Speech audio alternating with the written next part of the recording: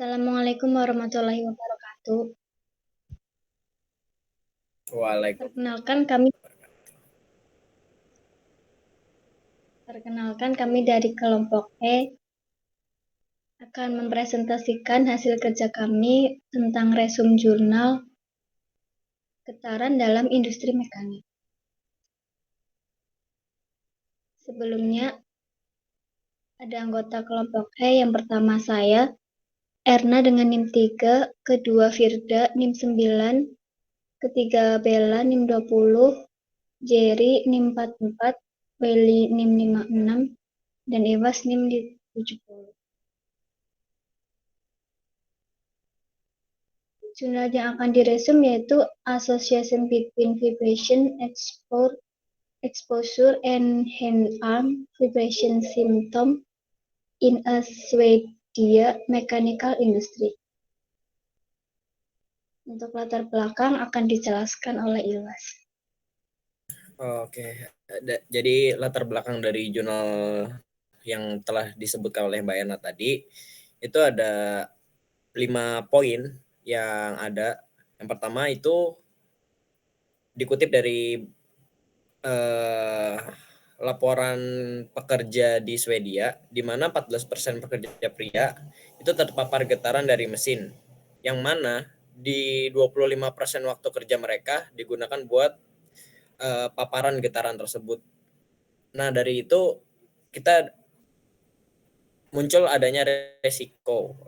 Resikonya di mana pemaparan getaran berupa cedera pada tangan dapat terjadi seperti gangguan pembuluh darah, malfungsi syaraf, dan efek pada sistem muskuloskeletal atau otot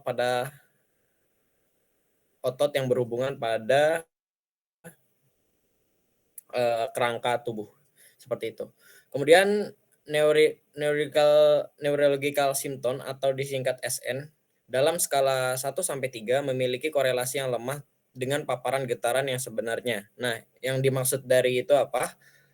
Bisa dilihat di tabel vascular symptom yang 0 sampai 2, lalu ada 3 sampai 4 tersebut, di mana 0V itu menandakan no attack dan 1V menandakan attacks affecting only the tips of distal phalange of one or more fingers, seperti itu. Kemudian yang keempat, ada kerusakan yang disebabkan oleh paparan getaran tangan sampai lengan, biasanya disebut sebagai sindrom getaran tangan-tangan atau HAVS. Ini biasanya mencakup kerusakan pada beberapa area seperti sistem pembuluh darah, syaraf, dan muskuloskeletal. Lalu tujuan dari penelitian berdasarkan jurnal tersebut itu adalah untuk menyelidiki prevalensi gejala getaran tangan lengan yang disebabkan oleh alat getar genggam di kalangan karyawan di sebuah pabrik mekanik. Seperti itu, saya kembalikan ke moderator.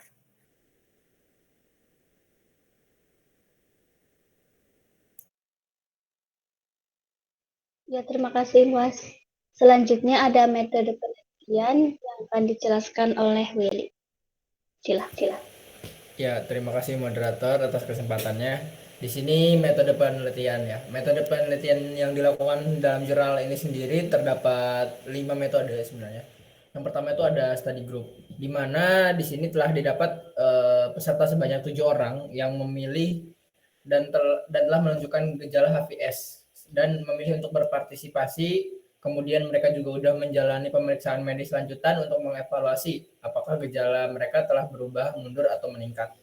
Nah, peserta ini sebanyak 7 orang didapat dari apa? Next. Next.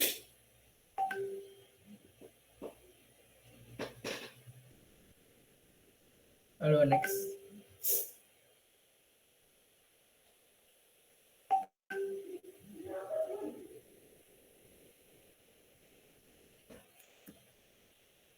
Ya, boleh next.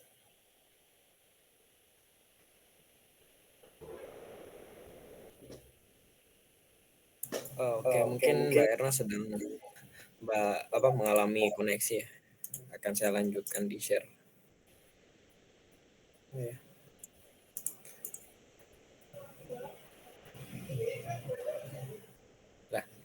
Oke, kembali ke Erna lagi.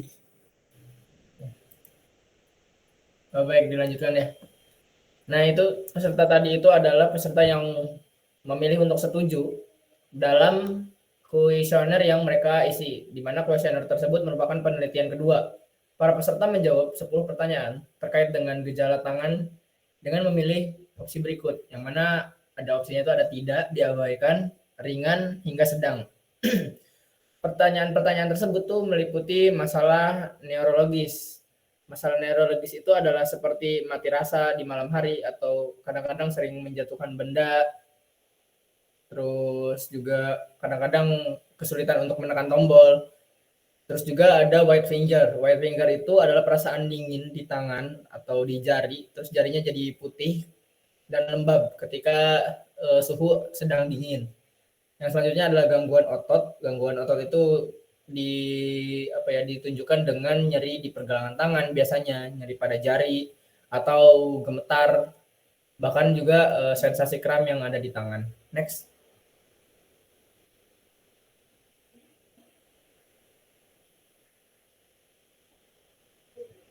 Nah, dari kuesioner itu 7 peserta yang dipilih bakalan masuk ke medical examination atau pemeriksaan medis. Pemeriksaan medisnya ini dilakukan oleh dokter okupasi dan mencakup evaluasi riwayat medis serta status dan riwayat paparan getaran dari tangan sampai lengan.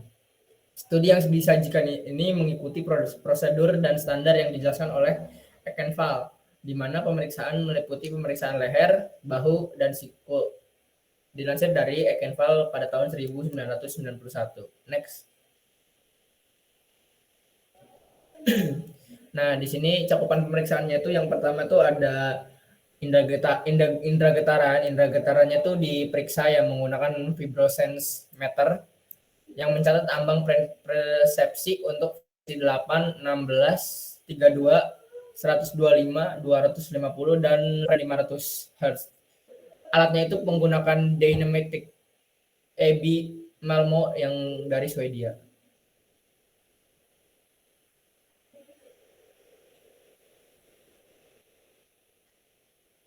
Sebentar saya lanjutkan. Nyampe mana tadi, Pak? Sampai metode penelitian. Ini? Kembali lagi. Ini? Kembali lagi. Satu lagi. Nah, ya. Ya. Selanjutnya itu yang diperiksa adalah indera suhu. Indera suhu itu diperiksa pada suhu 25 derajat Celcius sampai dengan 40 derajat Celcius. Lalu lanjut, yang diperiksa itu adalah indera sentuh. Diperiksa itu menggunakan monofilament. Yang pemeriksanya itu oleh touch test sensory evaluator yang berada di North Coast Medical, California, USA. Next. Nah, dari pemeriksaan medis tersebut dilakukanlah penilaian paparan, sehingga didapat sumber utama paparan getaran di pabrik yang diselidiki dalam penelitian ini adalah dari bekerja dengan penggiling lurus. Penentuan tingkat paparannya itu diukur berdasarkan ISO 5349-2 dengan akselerometer triaksial model 3023M2. Dan waktu pemantauan disesuaikan dengan kebiasaan mereka melakukan grinding atau pemotongan. Next. Selanjutnya tadi hasil tersebut melakukan analisa regresi untuk didapatkan rasio peluang yang digunakan dengan penggunaan tembakau dan tahun paparan. Kemudian dari statistika deskriptif tersebut dilakukan juga untuk memperkirakan resiko pengembangan HVS, dan white finger, sehingga bisa bisa menaksir gitu bagaimana dampaknya jangka panjang. Penelitian ini juga dilakukan sesuai dengan kode etik dari Asosiasi Medis Dunia dan dideklarasikan oleh Declaration of Helsinki. Mungkin sekian, dikembalikan kepada moderator.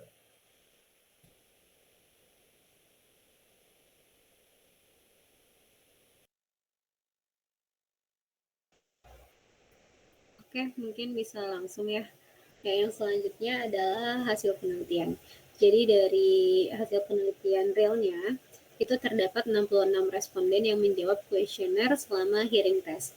Dari 66 responden itu diketahui bahwa ada 24 responden yang menunjukkan gejala vibration injury atau HFIS. Nah, dari 24 responden ini ditawarin untuk melakukan pengecekan medikal. Dari 24 responden yang menunjukkan gejala tersebut, hanya 23 responden yang mau untuk melakukan pemeriksaan klinis terkait gejala vibration injury-nya. Nah, dari 66 responden tadi, itu ada 2 responden yang memilih tidak berpartisipasi dalam studi. Next. Oke. Nah, yang pertama dari hasil analisis tadi, ada study group composition. Jadi di study group composition ini kita mengetahui kalau gimana sih data dari si responden. Nah, berikut adalah data karakteristik study group atau responden terkait gender, umur, durasi paparan getaran, dan kebiasaan merokok. Nah, dari tabel 2 ini, yang pertama itu ada seks. Jadi dalam penelitian ini, respondennya itu laki-laki semua. Nah, dan nggak ada ceweknya. Lalu age groups-nya itu lebih banyak di atas 35, rata-rata respondennya itu umurnya di 42 tahun. Lalu exposure time-nya itu kayak pengalamannya, itu rata-rata kebanyakan sudah di atas 10 tahun pengalamannya. Jadi bisa dikatakan bahwa paparan getarannya pun juga lebih lama. Lalu smoking habits, dari 66 ya tadi, itu dari 23 yang dilakukan penelitiannya lebih lanjut dari pemeriksaan klinis itu tidak ada yang merokok.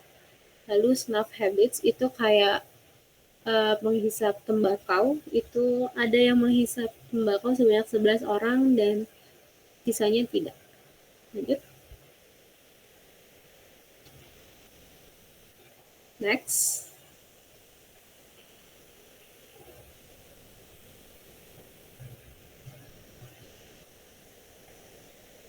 Oke. Selanjutnya setelah kita mengetahui kayaknya kelompat was sebelum. Nah, selanjutnya. Oke, maaf Bang. Berikut adalah data gejala vaskular dan neurologis dari pemeriksaan klinis 23 pekerja yang memiliki gejala dan diukur menggunakan Stockholm Workshop Scale. Nah, pekerja ini memiliki durasi paparan getaran yang konsisten antara pekerja dengan getaran harian rata-rata untuk setiap pekerja adalah 2-2,5 milisecond per detik. Seperti yang tadi sudah dijelaskan di latar belakang ya, vascular symptoms dan neurological symptoms. Jadi dari data yang didapat dari responden itu dikelompokkan sesuai dengan tipe-tipe vascular symptoms dan neurological symptoms. Jadi tadi ada 0V, itu artinya no attacks. Dari respondennya, jumlah yang merasa tidak ada tekanan dari vascular symptomsnya itu ada 9 orang. Increases cold intolerance atau 0,5 V tadi, lambangnya itu ada 2 orang dan seterusnya. Di neurological symptoms pun kayak gitu, vibration exposure but no symptoms itu ditandakan dengan 0 NS, itu ada 4 orang, dan intermittent numbness and or tingling itu ada 13 orang. Jadi dari gejala vascular symptoms, mereka paling maksimal itu ada di stage nomor 2. Tidak ada yang di atas stage nomor 2, artinya sebelumnya, artinya tidak ada responden yang mengalami gejala sampai tahap 3 atau tahap 4. Itu tahap 3 dan tahap 4 itu bisa dikatakan sudah lumayan parah. Di neurological symptoms pun juga maksimal di stage 2. Next.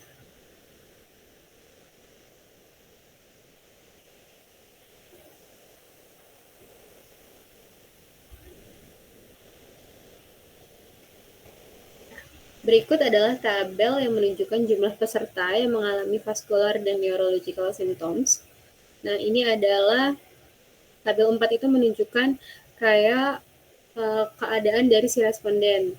Jika si responden 1 itu mengalami, apakah si responden 1 itu mengalami vascular symptoms dan juga neurological symptoms.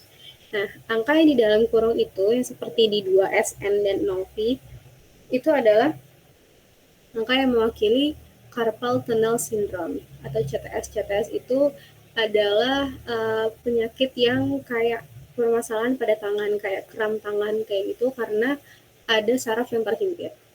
Kesimpulannya, dari 23 pekerja dengan gejala, 14 dinilai mengalami gejala yang disebabkan oleh hand-arm region. Itu hampir sama dengan CTS ya, penyakit di tangan. Penilaian didasarkan pada pemeriksaan klinis, estimasi paparan, dan hasil dari QST atau Quantitative Sensory Testing. Saya kembalikan ke moderator. Terima kasih. Ya, terima kasih Bella atas penyampaiannya. Kemudian ada studi tindak lanjut yang akan dijelaskan oleh Jerry. Waktu dan layar dipersilahkan. Setelah melakukan studi sebelumnya, kita melakukan studi tindak lanjut. Jadi setelah 3 tahun, dilakukan pemeriksaan lanjutan termasuk QST atau Quantitative Sensory Testing kepada semua peserta awal yang bekerja pada unit yang sama. Jadi dari 7 orang pekerja ditemukan bahwa gejala vaskular meningkat pada 3 pekerja dan menurun pada 4 orang pekerja.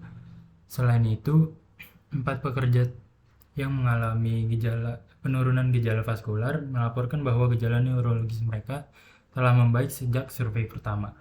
3 pekerja dengan sindrom carpal tunnel yang memburuk telah dirujuk ke ahli bedah tangan dan telah menjalani operasi serta perawatan seperti naik spin atau fisioterapi. Mungkin selanjutnya saya kembalikan ke moderator.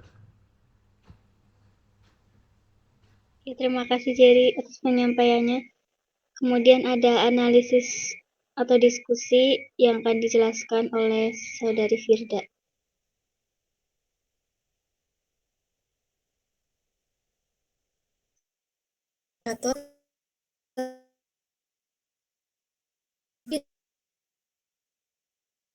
Dinilai memiliki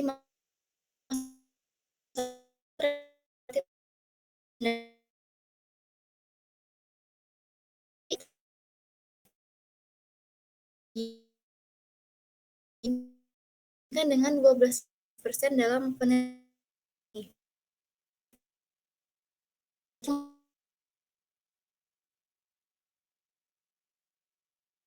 dapat diperbaiki dengan pembedahan atau operasi, namun dalam beberapa gejala pada yang lebih rendah. Hampir semua peserta dengan gejala neurologis yang lebih parah memiliki CTS, sedangkan peserta dengan gejala tahap 1 memiliki neuropati. Next. Bisa kita lihat pada tabel ini. Berkorelasi dengan risiko HVS yang lebih tinggi adalah risiko HVS dibandingkan dengan white finger dan juga neurological. Untuk HVS ini peningkatan terbesar terlihat setelah 10 tahun paparan.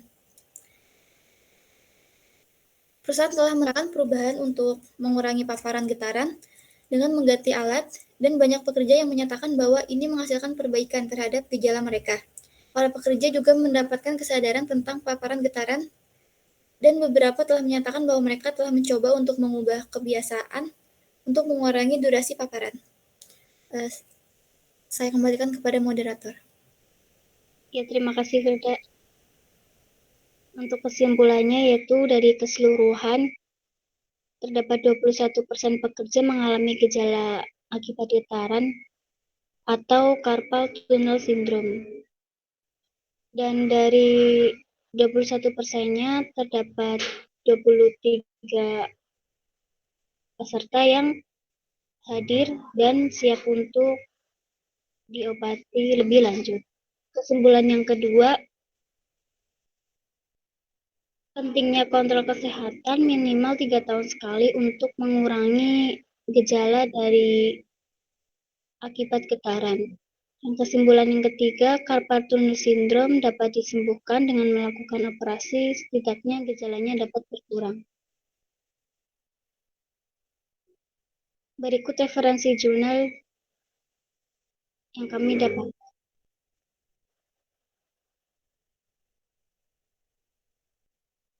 Terima kasih. Demikian penyampaian dan penjelasan dari kelompok kami. Kurang lebihnya mohon maaf. Wassalamualaikum warahmatullahi wabarakatuh.